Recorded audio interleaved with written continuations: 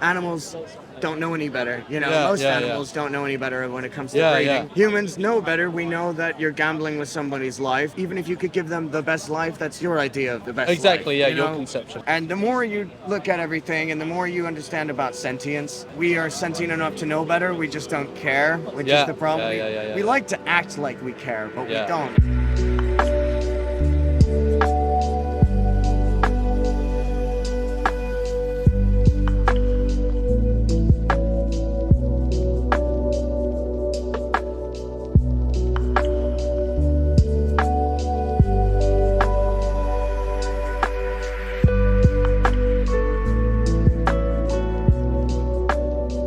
Never have a child by choice. Yeah, My exactly. opinion is that by doing that, I actually wrote a song.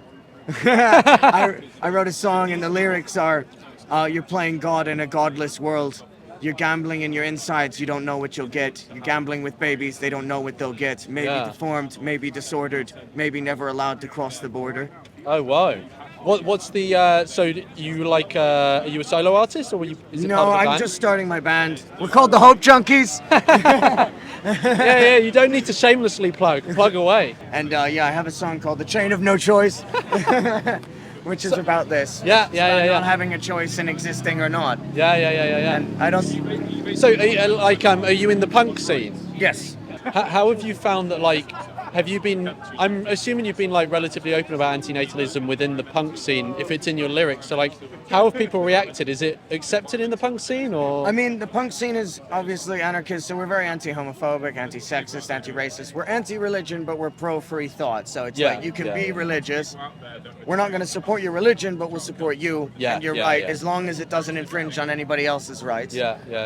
Anti-natalism is it's really divided. There's Yeah. because there's a lot of punks, we all, come from hard backgrounds. Most of us have really bad backgrounds. Most of us have been homeless at one point of our life. So with punks, a lot of us end up with kids, not really intentionally. Unplanned. A lot of unplanned. I don't meet a lot of punks with planned pregnancies, and the ones that I do are usually not very good people and not really accepted by a lot of us. But Right. they usually tend to be people having kids to get benefits or something. Yeah. But most of us have kids by accident or just something happens. Those people usually get really vexed with me. Yeah, They're yeah, like, yeah, I'll talk about why I'm against breeding, and then they'll be all like, "Oh, but I'm like, hey, I'm not having a go at you for having the kid. I'm having a go at people that are planning on having a kid." Because that kid exists now. Yeah, so he it's exists. like, yeah. He or she or they exist yeah. now. So you have to take care of them. But the punk scene's quite divided on that. Like, a lot of people are like, yeah, anti-natalism, and then the people that have kids are like, yeah, but what about? And they have to re-justify it, and I'm like, Yeah. what's the point of holding all these beliefs that you have if you're not going to apply them to everything? you know? Yeah. So, I think when I put this song out, I think it's gonna get some pretty mixed reactions. Yeah. Hopefully, get in a fight, get a little bit off my chest, because I'm like, hey man, I'm talking about real. Can I swear? Yeah. I'm talking about real shit here. Yeah, This isn't just like, oh, I want to take care of somebody. I want to have this is real lives that you're throwing out there. What if your kid's born with cerebral palsy? And they say, oh, well, I'll give them what if they want to play guitar and they can't? What if they want to go, what if they want to be a marathon runner? Yeah. And they go, oh, well, we'll give them everything. And it's like, well, even if you could give them everything, which you probably can't, that doesn't mean it's going to be enough. It doesn't mean it's going to, I don't want to say satisfy, validate. It's not going to satiate them? I can't find the word at the Yeah. moment. I've been drinking, not a lot. I've had a few cans and But I enough. haven't slept much. But Yeah. it's not a fulfill. Yeah. It's not. You can't just determine that someone's going to have a fulfilling life. Yeah. It's not fair. It's not fair to them, and it's not fair to you either. I mean, it's something that's going to do neither you nor them good, because assume they have a really good life. Yeah. That's fine. That's good, But you took that chance, Exactly. It was a gamble. Imagine if I play Russian roulette with my friends. Yeah. And then I walk around and go click, and then they don't die, and I'd be like, see, look, It's fine. It's But fine, it's and not. it's like, yeah, but you were willing to take that risk. Yeah. You know, what if your kid gets born with missing limbs, or what if they're gay? And like, I'm sorry, but there's nothing wrong with being gay, but the world thinks there's something wrong with it. What if you're in South Africa and your kid is born gay? Imagine living with that for your whole life. You cannot gamble with that. That's not your life you're gambling with. You're gambling with somebody who ain't even here yet. To me, that's completely immoral. And I'm a nihilist, so I don't believe in morals. I believe morals are subjective. So personally, I think to cause unnecessary harm is completely, there's no excuse.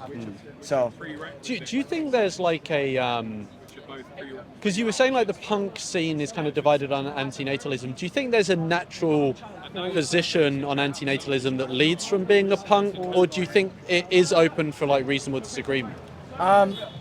Like, how do you think being a punk and antinatalist kind of intersect? I think it intersects through politics and anarchism, the idea of freedom. And by freedom, I mean your freedom ends where someone else's begins. So, realistically, most people, they're like, we shouldn't have police, we shouldn't have government, we should have, everybody just working on their community. Because realistically, are the police stopping murders? Are the police stopping the stabbings? They're not doing it. There was 3 shootings here the other week. Oh, really? You know what I mean? And this is a place where you banned guns. It doesn't work. Law doesn't work. It doesn't help people. It doesn't save people. All it does is end up putting people in prison where they learn how to be better criminals, or you scare them away from doing something rather than rehabilitate people. I mean, if you look at Denmark, they got a better thing going.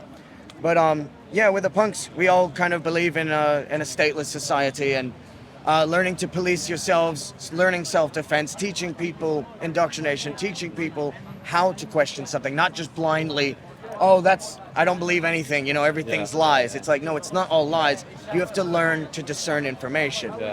And with that also comes the freedom to not exist. So if you don't have the freedom to not exist, you don't have freedom. So it kind of contradicts the idea of anarchism. If you don't have freedom, then you don't have the freedom to not exist either. Whereas if you have freedom, you should be all like, hey, I'm not going to force somebody into this world, because by forcing them into this world, they also have to live under your law. Your personal values, you want to raise them.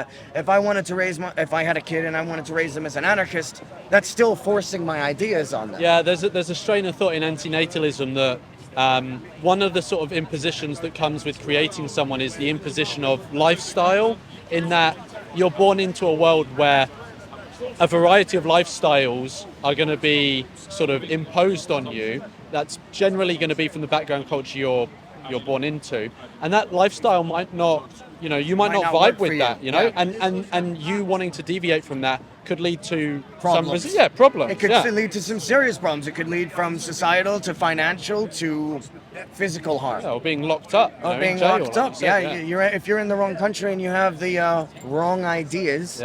You end up in jail for the rest of your life. I mean, I knew this one guy that did 5 years in an Indonesian prison because his credit card had 0.01 grams of cocaine on it. And he was in a room with a trough down the middle for pissing and shitting, and about 80 people in about a 10-meter cell. And you actually had to earn your right to lay down. Everybody stood all the time. And that's mental. Like, we talk about oppression here. Like, you've got oppression. There's oppression everywhere. It's a relative term. Yeah, it is a very relative term. I mean, imagine doing that in that country. I mean, realistically, you can't say that, I'm in a good country, and if I birth this kid, it goes, well, what if you birth a racist? You know what I mean? You don't know what kind of person you're going to birth, and it's on you. You can birth a serial killer. What if, you could take as good care of your kid, you could even send them to the best school, give them the best food, give them the best doctors, and they go to school and they get bullied and they turn into Columbine. And then what? Now you're responsible for that. And people say, you're technically not responsible for other people's actions, but you're responsible for creating a person who creates their own actions. There's indirect responsibility or partial responsibility. For sure. And I think people don't consider that. They don't want to consider that. I think a lot of the reason people have kids is because they get that existential crisis. The exponential perception of the passage of time.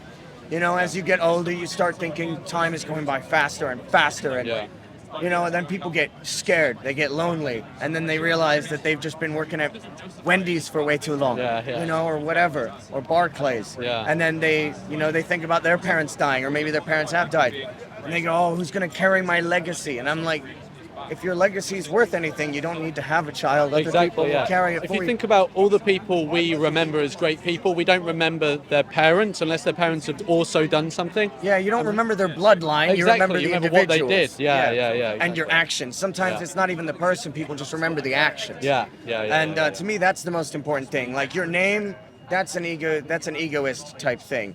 To me, the most important thing is your actions, not your name, not your identity.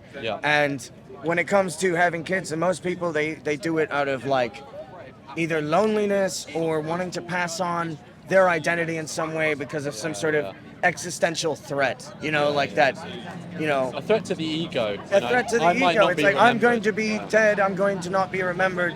Who's going to remember my childhood? Who am I going to pass these things on to? And it's like, you don't have to have a child to do that. You don't have to gamble with somebody's life in order to pass something on. You can pass something on to anybody. You know, and I had one more question.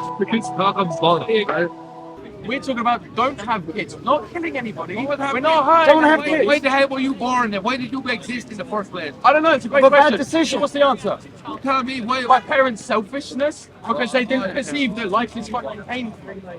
you're lucky to be alive, brother. no, we're not.